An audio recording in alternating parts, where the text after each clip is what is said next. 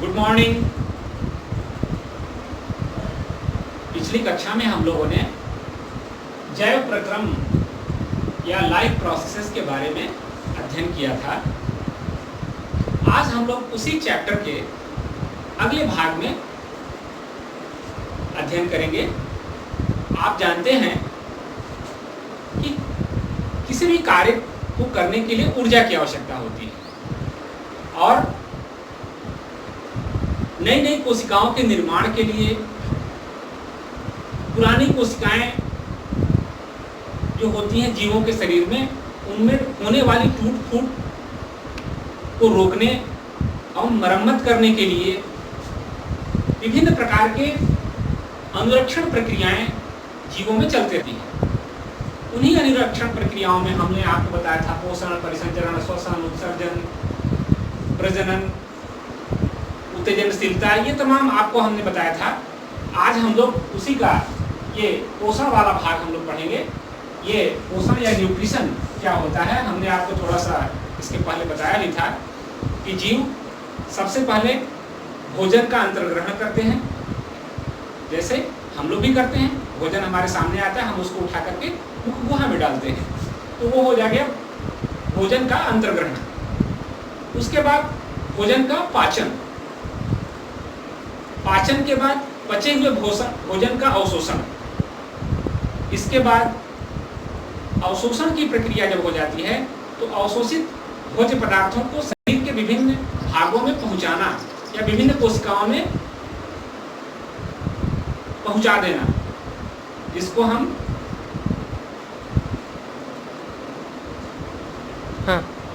हम स्वांगीकरण की प्रक्रिया कहते हैं। इसके बाद जो बचा हुआ या अपचा हुआ भोज्य पदार्थ होता है उसको हम बाहर निकाल देते हैं। इसको हमने सिंपली आपको समझाया था, लेकिन इसको हम लोग और विस्तार से आगे पढ़ेंगे। लेकिन सबसे पहले ये जानना जरूरी है कि पोषण की जो प्रक्रिया होती है उसके आधार पर जीव कितने प्रकार के होते हैं। पोषण के आधार पर जीव दो प्रकार के होते हैं। एक होते हैं स्वपोषी जीव और दूसरे होते हैं परपोषी जीव। स्वपोषी, इनको हम अंग्रेजी में कहते हैं ऑटोट्रॉपिक, और परपोषी जीवों को हम हेटेरोट्रॉपिक जीव कहते हैं।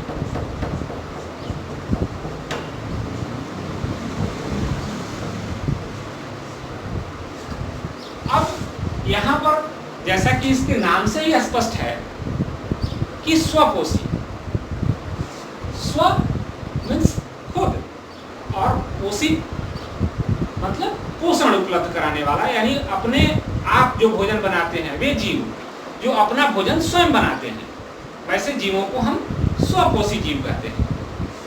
जैसे इसमें सभी हरे पौधे,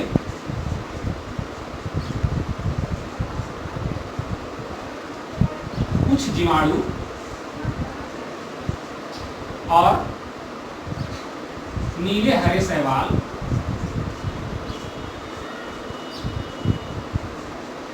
इसके उदाहरण हैं। यहां पर आप अंग्रेजी में भी लिखा हुआ ऑटोट्रॉपिक। ऑटो मीन्स होता है सेल्फ और ट्रॉपिक मीन्स भोजन को बनाना। तो ये जो है जो अपना भोजन स्वयं बनाते हैं। यहाँ पर बहुत से बच्चे ये कह रहे हैं कि हमारी मम्मी भी तो भोजन बनाती है, तो हमारी मम्मी भी स्वपोषी हो गई, लेकिन यह उत्तर सही नहीं है। अब हम लोग इसको समझ लें कि क्यों सही नहीं है। हम स्वयं भोजन जो बनाते हैं, हम भोजन को केवल पकाते हैं। ये जो जीव हैं ये प्रकृति से रॉ मटेरियल्स को लेकर के, कच्चे भोज्य पदार्थों को लेकर के अपना भोजन बनाते हैं। जैसे अब इसको समझ लीजिए कि कैसे ये कार्य होता है। जैसे ये हरे पौधे हैं,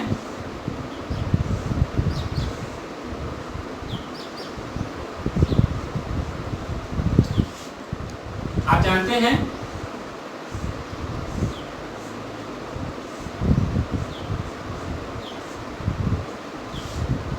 कि पौधों का रंग हरा क्यों होता है।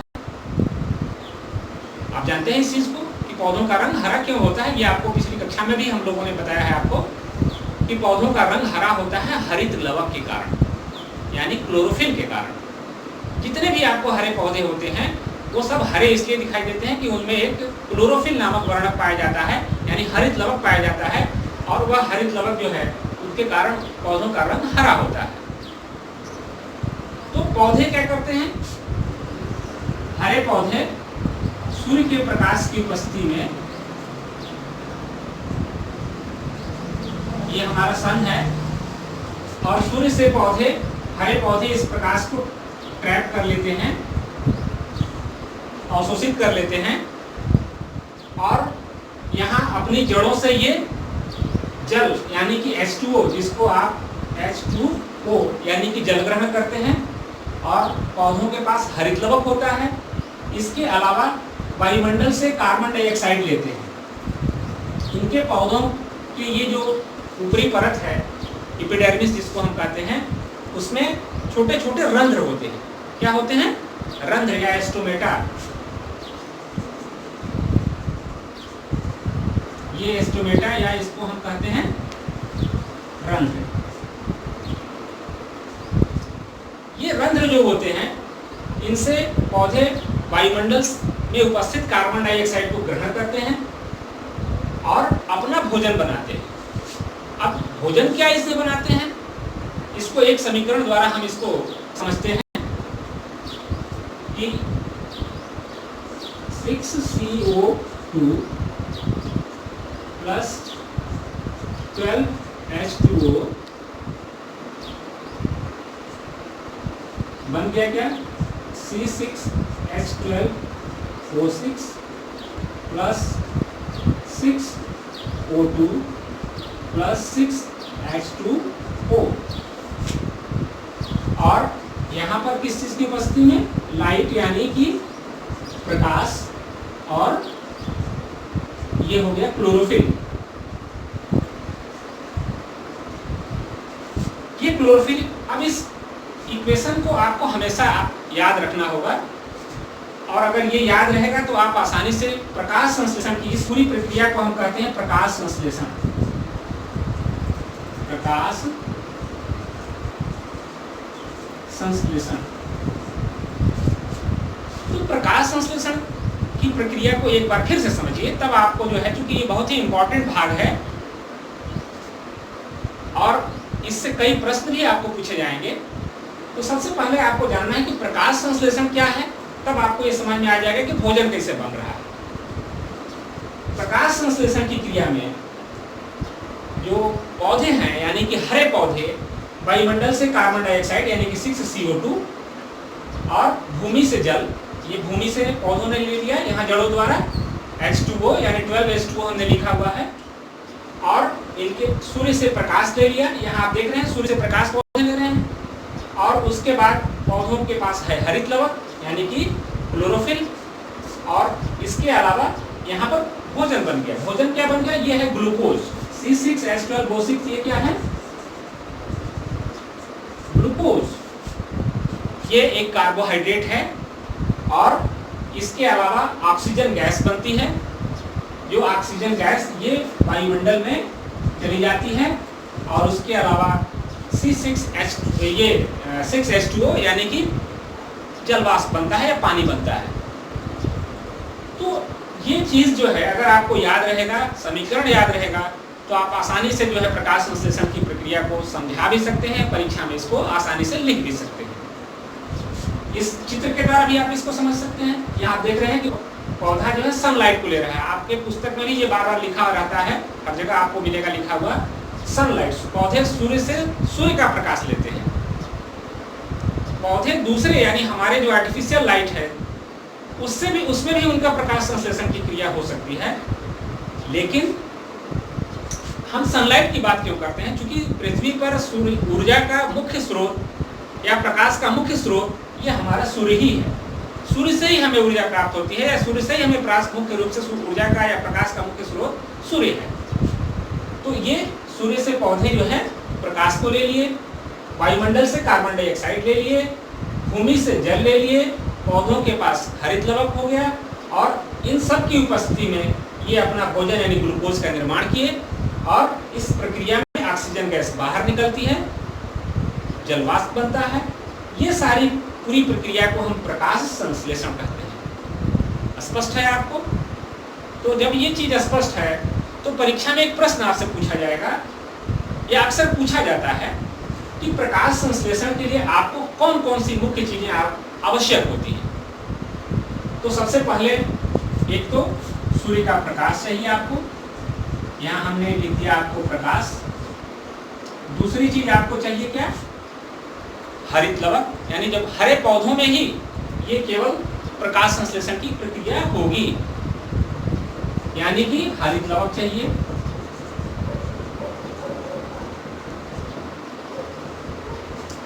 इसके अलावा कार्बन डाइऑक्साइड चाहिए,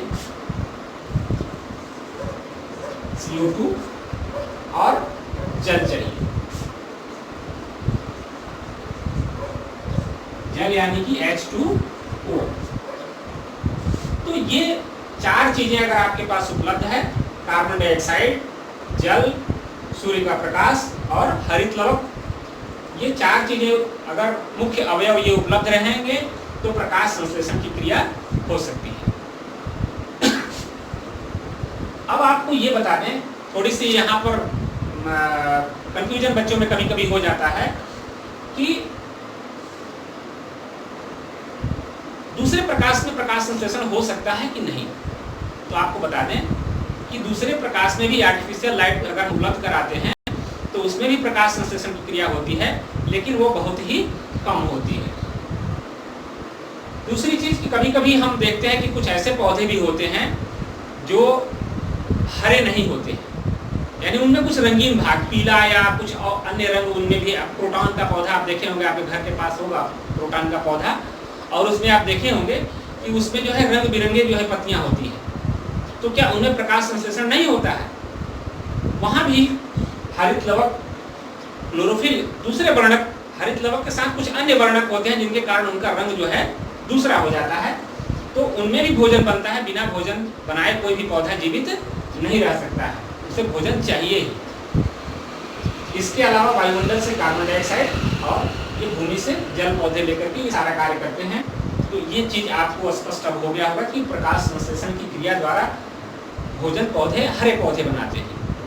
दूसरी बात जो पहले अभी आ रही थी कि उसमें जो है हमारी मम्मी भी भोजन बनाती है, तो आपके मम्मी को कार्बोहाइड्रेट या प्रोटीन या वसा या ये सारे अवयव, इसमें से कोई ये विटामिन आपको बनाना हो तो ये संभव नहीं है। हम केवल भोजन को पका सकते हैं। हम भोजन के लिए हरे पौधों पर निर्भर होते हैं। हम भोजन के लिए पूर्णतः किस पे निर्भर हैं? हरे पौधों पर। इसके अलावा जो मांसाहारी जीव हैं वो अंततः इसको आपको और थोड़ा सा उदाहरण देकर के थोड़ा समझाते हैं कि कैसे हम डायरेक्टली पौधों पर कैसे आश्रित हैं।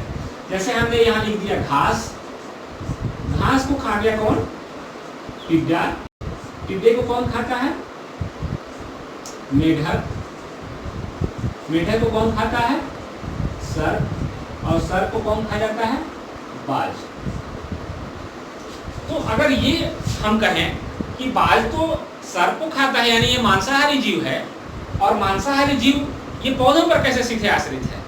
लेकिन अगर हम इस चेन के शुरुआत में अगर जाएं तो सर्प को भी भोजन करने के लिए आप देख रहे हैं कि मेढक की आवश्यकता होती है, और मेढक को जीवित रहने के लिए टिड्डे की आवश्यकता पड़ रही है, और टिड्डा अंततः जो है वो घास को ही खाता है।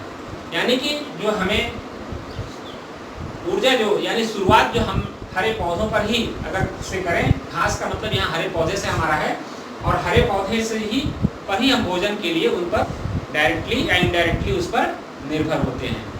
तो ये चीज़ जो है आप यहाँ पर स्वपोषी जीव जो होते हैं, ये हमने आपको बताया था कि हरे पौधे होते हैं। कुछ जीवाणु यानी बैक्टीरिया कुछ जो हैं वो भी अपना भोजन बना लेते हैं। इसके अलावा कुछ नीले हरे शैवाल जो होते हैं ये भी इनमें हरे रंग के वर्णक पाए जाते हैं। ब्लू ग्रीन एल्गी जो है उसमें ये भी अपना भोजन जो है बनाते हैं। तो इन ऐसे जीवों को हम स्वपोषी जीव कहेंगे। अब बात आती है यहाँ पर दूसरा भाग इसी का पोषण के आधार पर हमने बताया था आपको कि दो तरह के जीव होते हैं, एक स्वपोषी जीव और दूसरे परपोषी जीव, यानी कि हेट्रोट्रॉपिक जीव। हेट्रोट्रॉपिक या परपोषी जीव जो होते हैं ये पर, इसके नाम से जैसे पर मतलब दूसरा, यानी पोषण के लिए दूसरे पर निर्भर रहने वाले जीवों को हम परपोषी जीव कहते हैं। तो अब हम यहाँ पर परपोषी जीव का अध्ययन करेंगे। ये यहाँ पर हम लोगों ने जो है स्वपोषी और परपोषी के बारे में अध्ययन किया। तो स्वपोषी के बारे में थोड़ा सा और जानकारी हम लोग यहाँ ले लेते हैं। एक चीज़ कभी कभी परीक्षा में जो चीज़ें पूछी जाती हैं उस पर हम लोग थोड़ा फोकस करते हैं। यहाँ पर हमने आपको बताया कि पौधे वायुमंडल से कार्बन डाइऑक्साइड लेते हैं, भूमि से जल लेते हैं, सूर्य से प्रकाश लेते हैं और क्लोरोफिल की उपस्थिति में अपना भोजन बनाते हैं। इसके अलावा ऑक्सीजन गैस वायुमंडल में बाहर निकलती है। तो ये ऑक्सीजन गैस जो यहाँ निकल रही है, इसमें ये जल के अपघटन से, ये पूछा जाता है परीक्षा में अक्सर आपको पूछा जाता है कि ये ऑक्सीजन जो है वो कहाँ से निकल रही है। तो ऑक्सीजन जो है वो जल के अपघटन से निकलता है। और यहाँ कार्बन डाइऑक्साइड जो है, ये कार्बन डाइऑक्साइड का अपचयन होता है और इससे जो है ये ग्लूकोज का निर्माण होता है। ये ग्लूकोज जो है, ग्लूकोज का निर्माण जो होता है ये कार्बन डाइऑक्साइड के अपचयन से होता है। एक चीज अब यहाँ आगे आपको थोड़ा सा और आपको बता दें, अपचय और उपचय दो चीजें हैं, इनको भी संक्षिप्त में जान लीजिए। हालांकि हम लोग इसको विस्तार से आगे पढ़ेंगे, लेकिन यहाँ जान ले थोड़ा सा संक्षिप्त में कि अपचय क्या होता है और उपचय क्या होता है। जीवों के शरीर में दो तरह की क्रियाएं होती रहती हैं निरंतर। जो निर्माणकारी क्रियाएं हैं उनको हम उपचय कहते हैं, निर्माणकारी क्रियाओं को उपचय, और विघटनकारी क्रियाओं को अपचय कहते हैं। विघटनकारी क्रिया जैसे हम सांस लेते हैं, जब हम सांस लेते हैं तो इसमें जो है भोज्य पदार्थों का अपघटन होता है और ऊर्जा मुक्त होती है। तो इस तरह से विघटन का कार्य यहाँ पर हो रहा है। तो विघटनकारी क्रियाएं जो होती हैं, जितनी विघटनकारी क्रियाएं होती हैं उनको हम अपचय कहते हैं, और जितनी निर्माणकारी क्रियाएं होती हैं, जो भी नई नई चीज़ों का जहाँ निर्माण होता है, उन निर्माणकारी क्रियाओं को हम उपचय कहते हैं। और इन दोनों को के सम्मिलित रूप को हम उपापचय कहते हैं। ये हम लोग आगे इसको विस्तार से पढ़ेंगे कि उपापचय क्या होता है और कौन कौन सी क्रियाएं जो हैं इसमें आती हैं। यहाँ संक्षेप में चूंकि ये आगे आप, इसलिए हम आपको बता दिए कि अपचय क्या है और उपचय क्या होता है। परीक्षा में ये आपको हमेशा ध्यान रखना है कि ऑक्सीजन गैस जो निकलती है वो जल के अपघटन से होता है, मुक्त होता है, और कार्बन डाइऑक्साइड का अपचयन जो होता है उससे ग्लूकोज का निर्माण होता है। और यह कार्य ग्लूकोज का निर्माण जो है केवल हरे पौधे करते हैं। एक चीज और आपको बता दें कि यही जो ग्लूकोज है ये इसको पौधे बाद में ग्लाइकोजन में बदल देते हैं। सॉरी, ये ग्लूकोज को जो है स्टार्च में बदल देते हैं, मंड में, इसको हम कहते हैं मंड में। ये इसको कहलाता है, ग्लूकोज को हम कहते हैं शर्करा। शर्करा जो है पौधे उसको बाद में मंड में बदल करके जमा कर लेते हैं।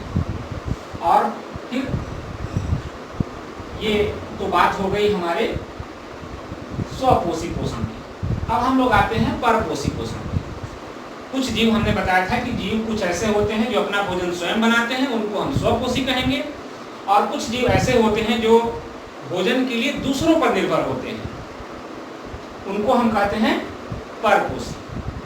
परपोषी जो है जीव तीन प्रकार के होते हैं। पोषण के आधार पर जो हेटेरोट्रॉपिक जीव हैं वो तीन प्रकार के हैं। एक है होलोजोइक। होलोजोइक को हम कहते हैं प्राणी संभोजी। प्राणी संभोजी यानी प्राणियों की तरह जो भोजन ग्रहण करते हैं, या पूर्ण भोजी भी इसको कहते हैं। प्राणी संभोजी को हम पूर्ण भोजी भी कह सकते हैं। पूर्ण भोजी इससे थोड़ा सा यहाँ इसको समझना आपके लिए जरूरी है कि पूर्ण भोजी का मतलब ये नहीं कि जैसे हम आम खा रहे हैं तो आम का पूरा पेड़ या आम का पूरा फल ही एक बार खाएंगे तभी वो पूर्ण भोजी कहलाएंगे। मतलब जो भी भोज्य पदार्थ हमारा है वो समग्र रूप में हम लेते हैं, उसको हम पूर्ण भोजी कहते हैं। जैसे अभी हमने आपको उदाहरण यहाँ पर दिया था कि टिड्डा जो है वो घास को खाता है, तो घास का जो भी पार्ट खाया वो पूर्ण रूप से जो है वो उसको पूरी तरह से भोजन को ले लेता है। और उस प्रक्रिया में हमने आपको बताया था कि भोजन का अंतर्ग्रहण होता है, भोजन का अंतर्ग्रहण। प्राणी संभोजी जो जीव होते हैं वो भोजन को पहले मुख गुहा में लेते हैं। जो कुतरने वाले जीव हैं भोजन को कुतर कुतर करके खाते हैं। जो मांसाहारी जीव हैं उनको आप देखते हैं उनको भोजन ग्रहण करने की अलग प्रक्रिया होती है। हमारा भोजन जो है हम हाथ से भोजन को मुंह में डालते हैं, यानी अलग अलग तरह से भोजन लेते हैं जो जीव वो पूरा पूरा अपना मुख गुहा में उसको डालते हैं। तो उसी को हम कहते हैं भोजन का अंतर्ग्रहण। दूसरा होता है भोजन का पाचन।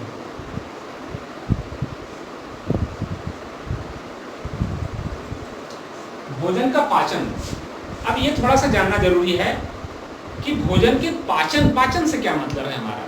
पाचन को कैसे समझेंगे, इसको ऐसे समझ लीजिए कि हमारा जो भोजन होता है वो ठोस एवं अविसरणशील रूप में होता है। हमारे भोजन का अधिकांश भाग किस रूप में होता है, ठोस एवं अविसरणशील रूप में होता है।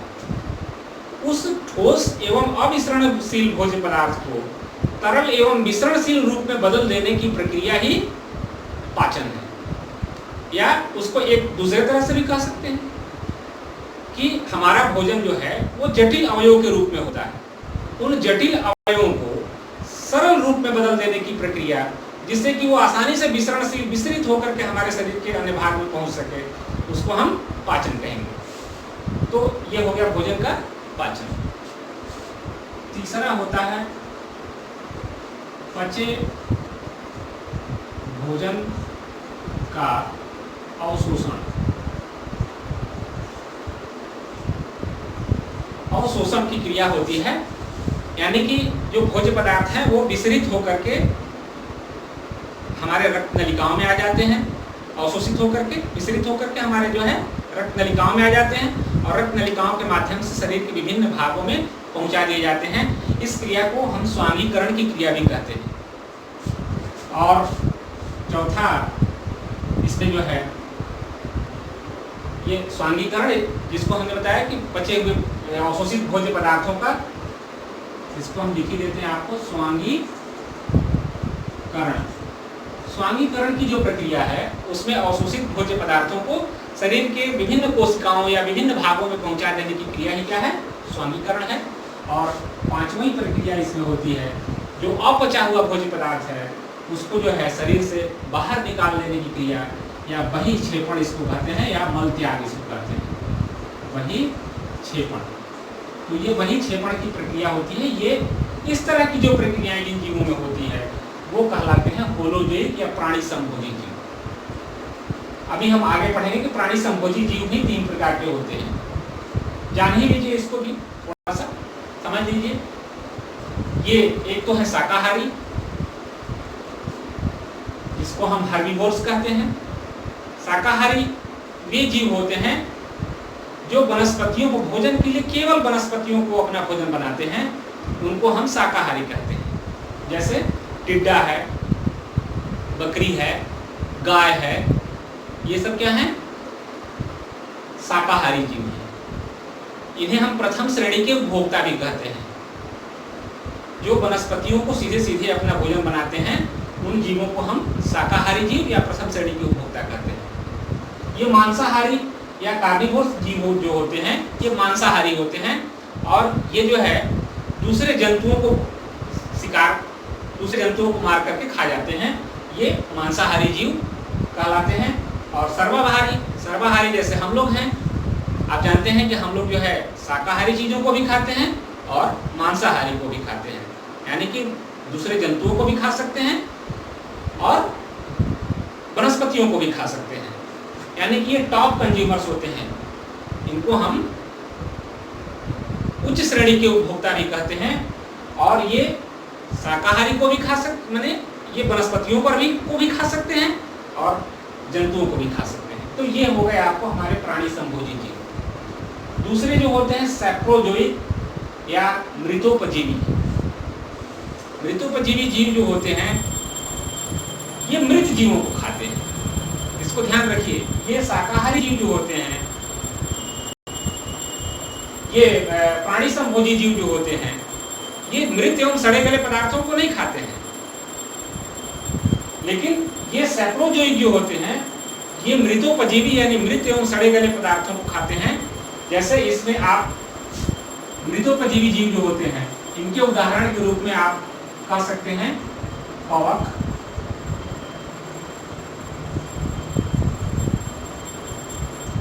और फफूंदी। जैसे कवक और फफूंदी जो हैं ये मृतोपजीवी जीव के उदाहरण हैं।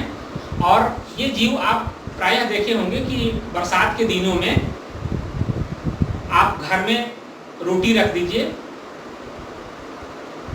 उस रोटी पर जो है धीरे धीरे जो है उस पर फफूंद जमा हो जाते हैं, उगाते हैं उसमें बरसात के दिनों में। या आप दूसरे देख सकते हैं कि आप बरसात के दिनों में देखा होगा कभी आपने कि आपके घर के आसपास कोई लकड़ी भीगी हुई या पुआल वगैरह या कोई चीज़ ऐसे कोई चीज़ सड़ रहा है तो उस पर छोटे छोटे गुदगुत्ता या छोटे छोटे फफूंद जो है वो उगाते हैं। तो ये सब ऐसे जीव हैं जो इनको हम सफाई कर्मी भी कहते हैं। ये प्रकृति के जो है सफाई करते रहते हैं, मृत एवं सड़े गले पदार्थों के रूप में उनको अपघटित करके अपना भोजन प्राप्त कर लेते हैं। तो ये जो होते हैं ये सैप्रोजोइक कहलाते हैं। और तीसरे प्रकार के जो है परपोषी जीव जो हैं उनको हम परजीवी कहते हैं। पर मतलब दूसरा और जीवी मतलब जीने वाला, दूसरे के ऊपर निर्भर रहने वाला, भोजन के लिए ये दूसरे के ऊपर निर्भर रहते हैं। ऐसे जीवों को हम कहते हैं परजीवी।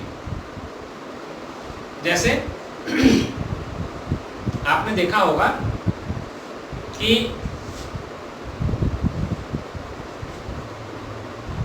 बच्चों के पेट में कभी कभी जो है एस्कैरिस हो जाते हैं। एस्कैरिस जिसको सामान्य बोलचाल की भाषा में लोग केचुआ भी कहते हैं, केचुआ हो गया है उसमें जो है, लेकिन वो वास्तव में केचुआ नहीं है, अर्थवर्म नहीं है, बल्कि वो क्या है एस्कैरिस है। और वो एस्कैरिस क्या करता है हमारी आंतों में जो है वो रहता है, गंदी आदतों की वजह से जो है हमारे जो है आहार नल में के माध्यम से पहुंच जाता है और हमारा पचा पचाया भोजन ही खा जाता है। इसके अलावा मच्छर को आपने देखा होगा, वो मच्छर हमारे शरीर पर आता है, कुछ देर तक हमारे जो है शरीर पर खून चूसता है और चूसने के बाद फिर गायब हो जाता है।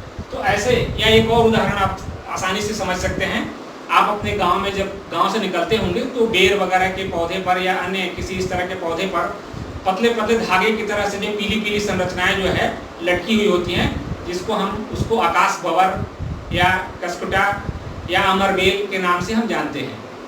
तो ये जो है ऐसे पौधे जो होते हैं वो दूसरे पौधों के ऊपर उगते हैं और उनका बना बनाया भोजन जो है स्वयं ग्रहण करते रहते हैं। तो ऐसे जीवों को हम कहते हैं परजीवी।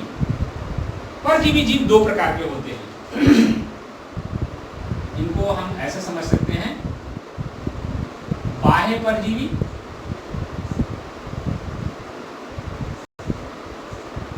और दूसरे हैं अंतः परजीवी।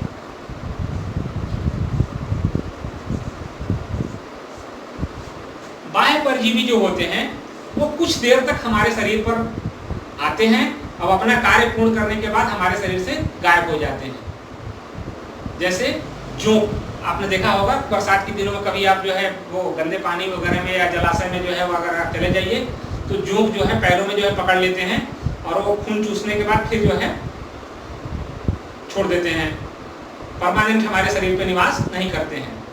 बहुत सारे जंतुओं के ऊपर आप जूं, किलनी वगैरह को देखे होंगे कि वो उनके शरीर पर जो है बाहरी भाग पर जो है निवास करते हैं और अपना कार्य करने के बाद जो है अन्य दूसरे जीवों के ऊपर भी चले जाते हैं। ऐसे जीवों को हम कहेंगे बाह्य परजीवी। अंतः परजीवी का एक उदाहरण अभी हमने आपको बताया एस्कैरिस, उसी तरह फीता कृमि होता है, टेपवर्म। तो ये सब जो है परजीवी जीव हैं और हम लोग इसको पोषण को जो है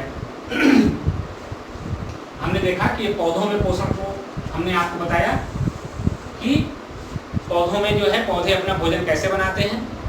उसके बाद हमने जंतुओं को देखा विस्तार से। मानव में जो है ये पोषण को समझने के लिए हम लोग जो है इसको और विस्तार से जो है अगले चैप्टर में इसके दूसरे भाग में हम लोग पढ़ेंगे। तो ये जो है जंतु समभोजी पोषण को समझने के लिए हम लोग अमीबा में पोषण को समझ सकते हैं कि ये अमीबा जो है वो किस प्रकार भोजन ग्रहण करता है। अमीबा आप जानते हैं उसका कोई निश्चित आकार नहीं होता है, ये इसमें केंद्रक है और इसमें ये साइटोप्लाज्म भरा हुआ है, ये बीच बीच में रिक्तिकाएं हैं। जब ये कौन है ये अमीबा, अमीबा जो है जब इसके आसपास कोई फूड पार्टिकल्स या फूड ग्रेन्स उसको दिखाई देता है, ये छोटा सा हमने फूड पार्टिकल्स यहाँ बना दिया है। जब कोई फूड पार्टिकल्स जब इसके पास आता है तो ये इसके कूटपाद हैं। कूटपाद, कूट मतलब झूठा, इसमें कोई पैर नहीं होता है, लेकिन ये उसी कूटपाद के द्वारा ये समय समय पर उसमें अंगुली जैसे प्रवर्त जो है सीडोपोडिया इसको हम कहते हैं, ये अंगुली जैसी अंगुली नुमा जैसी संरचनाएं इसमें जो है बनती रहती है और बिगड़ती रहती है। तो क्या करता है कि इसको जो है चारों ओर से घेर लेता है। ये देखिए यहाँ पर हम बना दे रहे हैं।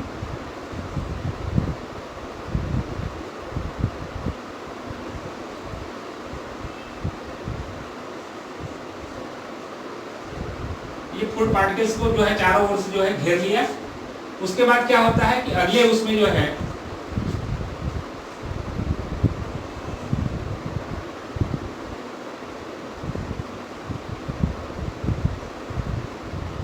ये क्या करता है कि इसको जो है फूड पार्टिकल्स को घेर करके उसको भीतर कर लेता है।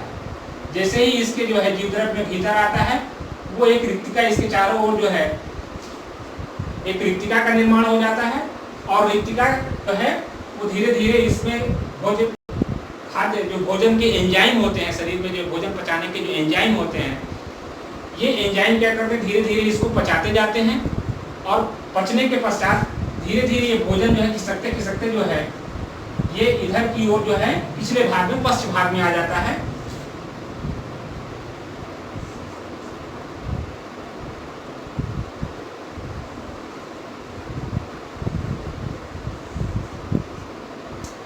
ये भोज्य पदार्थ जो है यहाँ जो पचा हुआ भोजन है वो तो इसमें जो है मिल जाता है जीवद्रव्य में, साइटोप्लाज्म में, कोशाद्रव्य में। और जो अपचा हुआ जो भोजन है यहाँ जो खाद्य रिक्तिका में अपचा हुआ भाग है वो धीरे धीरे इसके किनारे की ओर आ जाता है। ये इस प्रकार से जो है ये किनारे लग जाता है और फिर यहाँ का जो है भाग टूट जाता है और ये अपचा हुआ भाग बाहर निकल जाता है और इस प्रकार अमीबा जो है अपना भोजन ग्रहण करते रहता है। तो ये जो है ये होलोजोइक पोषण या प्राणी संभोजी का एक उदाहरण हमने बताया, ये अमीबा है। अमीबा का हमने बताया आपको कि कोई उसकी एक निश्चित आकृति नहीं होती है, उसमें गमन जो होता है कूटपाद के द्वारा होता है। कूट मतलब झूठा, पाद मतलब पैर, यानी कि वो उसी से भोजन भी पकड़ता है और उसी से गमन भी करता है। तो गमन हम लोग आगे पढ़ेंगे। यहाँ पर देखिए कैसे भोजन को पकड़ रहा है। ये अमीबा है। अमीबा के बाहर यहाँ उसके जो शरीर के बाहरी भाग के पास कोई अगर खाद्य पदार्थ का कोई कण जो है दिखाई दे रहा है छोटा सा, क्योंकि अमीबा बहुत ही छोटा जीव है तो बहुत बड़े भोजन को तो ग्रहण नहीं कर सकता, लेकिन वो इस प्रकार कोई छोटा प्लैंकटन या कोई जलीय जीव या कोई इस तरह खाद्य उसके भोजन से उससे संबंधित भोज्य पदार्थ को अगर दिखाई दिया तो क्या करता है उसके कूटपाद के द्वारा उस भोज्य पदार्थ को वो घेर लेता है और वह घेर करके फिर अपने शरीर में उसको मिला लेता है और मिलाने के बाद उसके चारों ओर एक रिक्तिका बन जाती है। उसी रिक्तिका में वो भोजन जो है उसके कोशाद्रव्य में घूमते रहता है, इधर उधर भ्रमण करते रहता है और फिर धीरे धीरे जब इसमें पाचक एंजाइम उस भोजन को पचा देते हैं, पचने के पश्चात जो अपचा हुआ भोजन है वो धीरे धीरे पश्च भाग की ओर आ जाता है और यहाँ से कोशा की जो दीवार है वो टूट करके उसको बाहर निकाल देती है और पचे हुए भोजन को और इस प्रकार जो है इससे पोषण की प्रक्रिया पूर्ण होती है। तो ये आज का ये जो है पोषण का चैप्टर जो है आपको बाकी जो है नेक्स्ट इसके बाद में अगले वीडियो में आपको हम